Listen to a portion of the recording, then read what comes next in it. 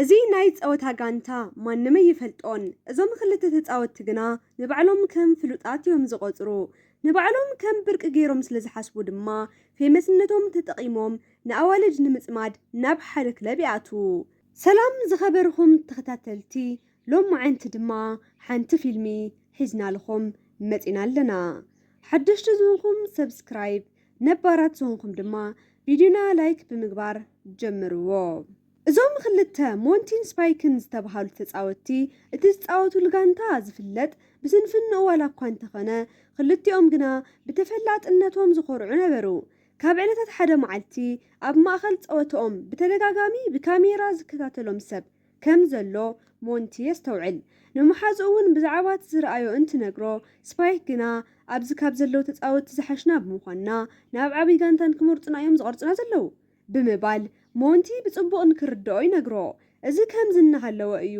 ክልቲኦም ነተን ኣጓላት ከጽምዱ ዝፈተኑ ብዝሕዝን ኩነታት ግና ፈተናኦም ከይተሳክዐ ምስቶም ጉልበተኛታት ብምባኣሶም ናብ ቤት ማእሰርቲ ከኣትዉ ከኣሉ እቲ ብካሜራ ክከታተሎም ዝጸንሐ ወዲ እውን ኩነታቶም ንሓለቕኡ ደው ኢሉ ምፍላጡ ሓደ ዝተሓብአ ነገር ከም ዘሎ ንክንርዳእ ይገብረና ኣብ ቤት ማእሰርቲ ብዙሕ እንተይጸንሑ እቲ ኣሰልጣኒኦም ቻርሊ ንክሓቶም ይመጽእ እንሞንቲ ናይ ቻርሊ ምምጻእ እቲ ጋንቶኦም ገንዘብ ከፊሉ ንከውጾም ብምውሳኑ ንክኾን ተስፋ ገበሩ ኮይኑ ግና ቻርሊ ጋንቶኦም ንዕኦም ንምውጻእ ከም ዘይወሰነ ይነግሮም ብዚ ምኽንያት ድሕሪ መዓልትታት ናብ ፍርዲ ይቐርቡ ስፓይክ ንታዳኛ ስለ ጥፍኣቶም የቕሬታ ብምሕታት ብነፃ ንክተውጾም ይልምና እታ ዳኛ እውን ብመስተ ተደፋፊኦም ዋላ እኳ እንተተሰሓሓቱ ብጥፍኣቶም ብምንስሖም ግና ቅፅዓቶም ናብ ገንዘብ ተቐይሩ ከፊሎም ክወፁ ከም ዝኽእሉ ትነግሮም እንሞንቲ ግና ዝኸፍልዎ ገንዘብ እውን ስለ ዘይብሎም ናብ ማእሰርቲ ክምለሱ እንትብሉ እቲ ብካሜራ ይከታተሎም ዝነበረ ሰብ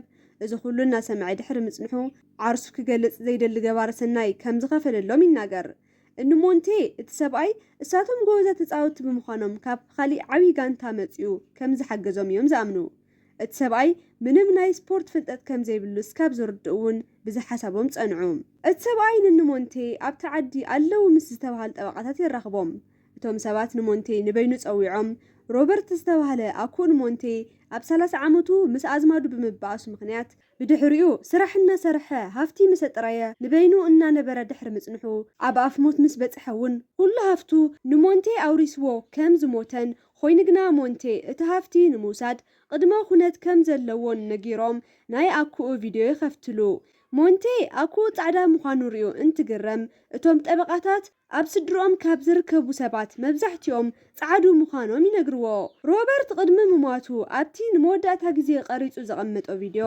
ልዕሊ $300 ሚልዮን ዝኾነ ሃፍቲ ንሞንቴ ቡርሲ ከም ዝሃቦ እንትናገር ኮይኑ ግና እቲ ሃፍቲ ስቑኢሉ ክህቦ ስለ ዘይደለየ ሓደ ስምምዕ ይፈጥረሉ ኣብ ውሽጢ 30 መዓልትታት $30 ሚልዮን ኣጥፊእኻ እንተወዲእኻ እንዴ $30 ሚልዮን ኣብቲ ናይ መወዳእታ መዓልቲ እውን ብስምኻ ምንም ንብረት እንተዘይቀረየን እቲ $300 ሚልዮን ክትወስድ ኢኻ በኣንጻሩ እቲ 30 ሚልዮን ኣብ ውሽጢ ወርሒ ምውዳእ ተዘይኻልካ ግና ንዓኻ ዝባሃውካ ምንም ገንዘብ ኣይህልዎን ኮይኑ ግና ኣነ ከምዚ ዓይነት ጸወታ ንምጽዋት ዓቕሚ የብለይን ትብል እንተደኣ ኮንካ እውን ሕዚ $1 ሚልዮን ሒስኻ ክትኸይድ ትኽእል ኢኻ ይብል እሺ ዝልተረፈ መንኮስዶ እዩ እቲ ቪድዮ ምስ ተወድአ እቶም ጠበቃታት ንሞንቲ $1 ሚልዮን ተዝወስድ ከም ዝሕሾ ይነግርዎ ሞንቲ ግና ካብ $1 ሚልዮን $300 ሚልዮን ስለ ዝሕሽ ዕድሉ ከም ዝፍትን ይነግሮም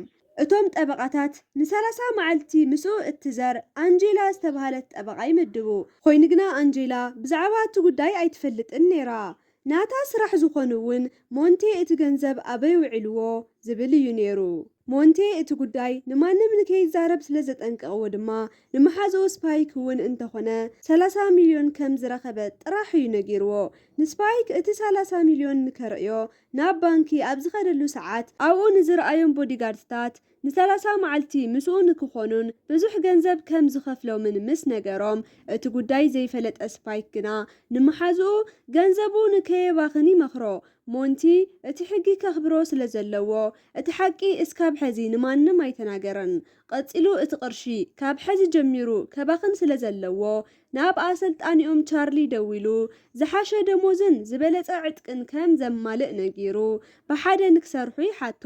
ቻርሊ ከም ዝፈልጦ ሞንቲ ጽሩይ ድኻ ብምንባሩ ክሰምዖ ፍቃደኛ ከይኾነ እቲ ስልኪ ይዓጽዎ። ሞንቲ ቀጺሉ ንሓደ ሹፌር ደው ኣቢሉ ንሓደ ወርሒ ሹፌሩ ንክኸውን ይሓቶ። ብዙሕ ገንዘብ ከም ዝኸፍሎ ስለ ዝነገረውን እቲ ሹፌር ብተሓጓስ ዘለለ። ሞንቲ ሕዚ እውን ቦዲጋርድ ኢሉ ንዝኣከቦም ሰባት ሒዙ ኸባር ምግብን መስተን ናብ ዝርከበሉ ቦታ ይኣቲ። ኣንጀላ እውን ኣብ ጥቓ ሞንቴ እያ ዘላ። ሞንቴ ንኣንጀላ ከም ዝፈተዋ ይገልጸላ። እሳ ግና ሰብኣይ ከም ዘለዋን መሳርሕታ ከም ዝኾነን ትነግሮ። ሞንቴ ቆፎ ዝነበረ ርእሱ ወሲኹ ሓቢራቶን እትሕልፎ ሕድሕድ ግዜ ብዙሕ ገንዘብ ከም ዝኸፍላ ይነግራ። ኣንጀላ ልዕሊ በል ከዓ ኣተሓሳስባ ቆንጆ ስለ ዝነበረ ንኹሉ ነገር ብገንዘብ ክገዝኦ ከም ዘይኽእል ተረድኦ። ዘርድኦ እኳ ይመስለዋ። ሞንቲ ቀጺሉ ናብ ሓደ ዓብይ ሆቴል ብምኻድ ኩሉ ክፍሊ ክሕዞ ከም ዝደሊ ሓተት።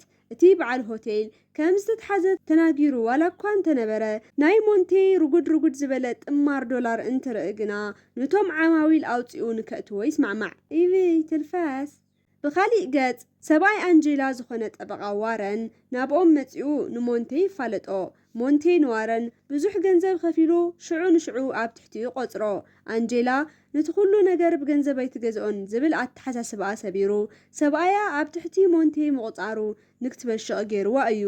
እቶም ጠበቓታት ዋረን ምስ ሞንቲ ይሰርሕ ከም ዘሎ ምስ ረኣዩ ዋረን ሞንቲ እቲ ጸወታ ንክሰዓር ክገብር ይሓትዎ። ዋረን እቲ ዝኸፍልዎ ብዙሕ ገንዘብ ኣህንፊፍዎ ድማ ይስማዕማዕ። ሞንቲ ግና ሕዚ እውን እቲ ገንዘብ ንክውድአሉ ብዙሓት ሰባት ኣብ ገዝኡ ኣከቦም። ዋረን እውን ብዙሕ ገንዘብ ንክኽፈላ ንናይ ቀደም ኣፍቃሪቱ ማርሊን ዲኮር ንክትሰርሐሎም ይጽውዓ። ኣንጀላ ሰብኣያ ምስ ናይ ቀደም ኣፍቃሪቱ ብምርኣያ ትሓርቕ። ሞንቲ ንማርሊን ብዝኸኣለቶ መጠን ክባር ዝኾነ ዲኮር ንክትሰርሕ ይነግራ። ቀጺሉ ንኣፍሪካ ጽሩይ ዝስተ ማይ ነቕርብ ዝብል እቶት መተኣኻኸቢ ወረቐት ይበሃዎ። በቲ ሕጊ መሰረት ድማ 5% ንረድኤት 5% ንቁማር ፍቑድ ስለ ዝኾነ ሞንቲ 5% ንኣፍሪካ ቀረብ ጽሩይ ማይ ድሕሪ ምሃቡ እቲ ሓደ 5% ድማ ብስሙ ንክቕምረሉ ንሓደ ሰብ ይህቦ። ቀጺሉ እውን እቲ ገንዘብ ኣዕርዩ ከጥፍኦ ስለ ዘለዎ ንኣባላት ጋንትኡ ሄሊኮፕተር ብምልኣኽ ኩሎም ብሄሊኮፕተር ንክመጹ ይገብር። ብፕሬዚደንት ስታንዳርድ ንዝተቐበልዎም ሰባት እውን ብርክት ዝበለ ገንዘብ ይኸፍል። እቶም ጠበቓታት ካብ ዙርኡ ከይርሓቑ ምክትታሎም ዋላ እኳ እንተቐጸሉ ኣብ ልዕሊኡ ግና ሓደ ስሕተት ይረኣዩን። ኣብቲ ሰዓት እሱ ሞንቴ ኣብቲ ዓዲ ፍሉጥ ኮይኑ ስሙ ኣብ ልዕሊ ጋዜጣታት ይሰፍር። ሓደ መዓልቲ እውን ሞንቴ ንሓንቲ ጓል ብዙሕ ገንዘብ ከፊሉ ምስኡ ንክትኾን እንትገብር ሽዑ ኣንጀላ ደው ኢላ ወሳኒ ኣኼባ ከም ዘሎ ትነግሮ። ሞንቴ ሕጉስ ዋላ እኳ እንተዘይኾነ ነታ ጓል ይሰናብታ። ድሕሪ እቲ ኣኼባ ሞንቴ ብሚሊዮናት ዝሽወጥ ስታምፕ ይገዝእ። እዚ ዝረኣዩ እቶም ጠበቓታት ብኹነታቱ ይሕጎሱ፣ ምክንያቱ እቲ ስታምፕ ከም ንብረት ስለ ዝቑጸር። ሓጎሶም ግና ብዙሕ ክጸንሕ ኣይከኣለን። ሽዑ ንሽዑ ናይ ሞንቴ ጸሓፊት እቲ ስታምፕ ብፖስታ ጠሪዛ ተምጾ ያው ክሰርሕ ይኽእል ማለት እዩ። ሕዚ ዘለዎም ተስፋ እውን ዋረን ብምዃኑ ዝኾነ ነገር ንክገብር ይደፋፍእዎ። ብኻሊእ ገጽ ሞንቴ ቁማር ንክጻወትሉ ዝለኣኾ ሰብ ቁማር በሊዑ ቅርሺ ሒዙሉ ይመጽእ። ኦ ሺት ማለት ከዚ እዩ። ሞንቲ እቲ ቅርሺ ስለ ዘይደልዮ ነቲ ቆማሪ ሂቡ ዝደለዮ ንክገብር ይሓድገሉ። እዚ ተግባሩ መሓዝኡ ስፓይክን ኣንጀላን ግራን ከኣቶም ብምግባሩ ክንዲ ዝኣክል ስለምንታይ ገንዘቡ ከም ዝብትን እንሓተቱ ይጨቕጭቕዎ። በዚ ምክንያት ሞንቲ እቲ ብቁማር ዝተረኸበ ገንዘብ ንሰባት ንምሕጋዝ ይሓስብ። ኣንጀላ ሰብ ምሕጋዝ ስለትፈቱ ብተሓጓስ ምስኡ ትኸድ። ኣብ መንገዶም እውን ሓንቲ መኪና ብድሕሪት ትገጮም። እቲ ሹፌር ካሕሳ ክኸፍል እንትብል ሞንቴ ገንዘብ ከውፅእ እምበር ከእቲ ስለ ዘይደሊ ድሕንነቱ ንሓተተ ገንዘብ ይህቦ። እቲ ሹፌር እውን እዘን ትርኢ ዝተጎደአ መሲሉ ክሳዱ ይድግፍ። እቲ ዝተገጨየ መኪና ናይ ባዕሎም እናሃለወ ሞንቴ ነቲ ገጫይ ገንዘብ ብምኽፋሉ ኣብ መንጎ ሞንቴን ኣንጀላን ጎንፂ ይፍጠር። ዋረን ምስ ማርሊን ኮይኖም እዚ ኩሉ ኣብ ምክትታል ይርከቡ። ዋረን ብምባእሶም ሕጉስ ኮይኑ እናሃለወ ምሸይት ንኣንጀላ ምስ ሞንቴ ዘለኩም ቅርበት ግን ዝበዝሐ ዶ ይመስለኪ? ማለት ድሕር ግዜ ንዑ ዘለክ ስምዒት እንከይቕየር ብምፍራሕ እየ ኢሉ የቆጥዓ። ብኻሊእ ገጽ ስፓይክ ንመሓዝኡ ብምሕሳብ 10 ሚልዮን ዘውፅእ ንብረት ይገዘሉ። ኣረ ውይ እዚ ሰምዐ ሞንቴ ብሕርቃን ኣብ ልዕሊኦም እንትጭድር መሓዝቱ ናይ እምርኡ ድሕንነት የጠራጥሮም ያው ዕላምኡ ገንዘብ ምብኻን ምዃኑ ስለዘይነገሮም ማለት እዩ።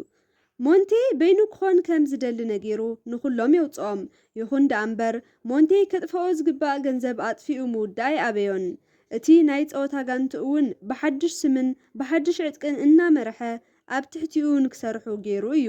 ኮይኑ ግና ገንዘብ እንተሓዙ ብሄሊኮፕተር እንተተንቀሳቐሱ ናይ ፀወታ ጥበብ ክሕዙ ግና ይኽኣሉን። ሞንቴ ተስፋ ኣብ ዝቆረፀሉ ሰዓት ቻርሊ እትኸሎ ኩሉ ብምግባርካ ኣይትሕዘን ይብሎ። ሞንቴ ግና እዚ ኩሉ ገንዘብ ሒዙ ቀዲሙ ንጥበብ ብዘይ ምእላሹ ዓብይ ጥፍኣት ከም ዘጥፈአ ይስምዖ። ሞንቴ ድሕሪ እቲ ፀዋታ ናብ መድረኽ ብምውፃእ ልክዕ ኣንጀላ ከም ዝበለቶ ገንዘብ ብዙሕ ነገር ዝገዝእ ዋላ እኳ እንተኾነ ሓደ ነገራት ንምግዛእ ግና ከም ዘይከኣሎ ኣብ መወዳእታ ከም ዝተረድኦ ተናጊሩ ናይ መወዳእታ ገንዘብ ዝውዳእ ሎማዓንቲ ብምዃኑ ኩሎም ተረኺቦም ናይ መወዳእታ ፓርቲ ንከዳልው ይዕድሞም። ብኻሊእ ገጽ ድማ ኣንጀላ ተረፍ ሒሳብ ዜሮ ብምባል ሪፖርት ንምቕራብ ትዳለ። ኣንጀላ እዚ ኩሉ ቅርሺ ብዘይ ትርጉም ብምብኻኑ ብሞንቴ ሓሪቓ ክትዛረቦ እኳ ኣይደለየትን። ስፓይክ ናይ መሓዝኡ ገንዘብ ልክዕ ከም ናይ ባዕሉ ይርኦ ብምንባሩ እቲ ሓደ ቦዲጋርድ ዝሰርቆ ገንዘብ ንክምልስ የፋጥጠሉ። ይኹን እምበር ሞንቴ እቲ ገንዘብ ስለ ዘይደልዮ እቲ ቦዲጋርድ መሊሱ ይረኽቦ። ብጽባሒቱ ሞንቴ ምሸት ብዝሰተዮ መስተ ሰንኪ ብከቢድ ርእሱ ሓሚሙ ካብ ህራሱ ይነቅሕ። ልክዕ ምስ ነቕሐ ድማ ወናንቲ ሆቴል መፂኡ ዝተዋሃቦ 30 መዓልቲ ብምውድኡ ካብቲ ሆቴል ንክወፅእን ክኽደኖም ዝጸንሐ ክባራት ክዳውንቲ ከቐምጥን ይነግሮ። ብድሕሪኡ እታ ቀደም ዝኽደና ዝነበረት ምስክነይቲ ማልያ ገይሩ እቲ 300 ሚልዮን ንምስዓር ናብቶም ጠበቃታት ይኸይድ። ዋረን ሞንቴ ንክሰዓር ዝከኣሉ ክገብር ስለ ዘጠንቀቕዎ ዝረሳዕናዮ ገንዘብ ነይሩና ብምባል ኣብ ኢድ ሞንቴ ኣብ ቁርፂ ሰዓት ገንዘብ የጨብጦ። ዓይንኻ ትንቆር ሓሳድ። ልክዕ 12 ሰዓት እንትመልእ ኩሉ ነገር ከም ዘብቅዕ ሞንቴ እንትሰምዕ ተስፋ ብምቑራፅ ከም ዝተሰዓረ ብምእማን እቲ ፀዋታ ልዕሊ ዓቕሚ እዩ ኣብ ዝብል ወረቐት ንክፍርም ናብ ውሽጢ ኣቲ። ዋረን ብመስኮት እናረአየ ናይ ሞንቴ ፊርማ እንትጽበ ኣንጀላ መፂያ ታይ ከም ዝኾነት ሓቶ። ዋረን ሞንቴ እቲ ፀዋታ ስለ ዝተሰዓረ ብምባል ኩሉ ነገር ዘርዚሩ ይነግራ። ኣንጀላ እዚ እንትሰምዕ ብቕልጡፍ ናብ ውሽጢ ብምእታው ሞንቴ ንከይፍርም ደው ተብሎ። ቀፂላ ንዋረን ብሕርቃን ክትፀፍዖ እንትብል ሞንቴ ኣገላጊሉ ባዕሉ ብቦክስ ይወቅዖ። ዋረን ኣብ ልዕሊ ሞንቴ ክሲ ከም ዝኸፍት እንትፍክር ኣንጀላ ብቕልጡፍ ናይ ሞንቴ ጠበቓ ምዃና ዘርኢ ወረቐት ፈሪማ እቲ ዝተረፈ ናይ ሞንቴ ቅርሺ እውን ከም ክፍሊት ብምውሳድ ልክዕ ሰዓት 12 ምስ ኮነ ሞንቴ ኣብ ወርሒ ካብ ዝተውሃቦ 30 ሚልዮን ዶላር ኩሉ ብምብኻን ንብረት ይኹን ገንዘብ ብዘይ ምትራፉ እቶም ጠበቃታት ተስፋ ይቆርፁ። እቲ 300 ሚልዮን ዶላር ድማ ሞንቴ ብምስዓሩ ምክንያት ንክወስዶ ሕጋዊ ፍቃድ ይረክብ። ቀፂሉ ምስ ኣንጀላ ሓድሽ ህይወት ንምጅማር እንትኸድ እናረአየ እቲ ፊልምና ኣብዚ የብቅዕ። ዝኸበርኩም ተኸታተልቲ ናሎማዓንቲ ፊልምና እዛ ትሪእዋ ዝፀናሕኩም ትመስል ነይራ። ከም ዝፈትኹማ ተስፋ ይገብር።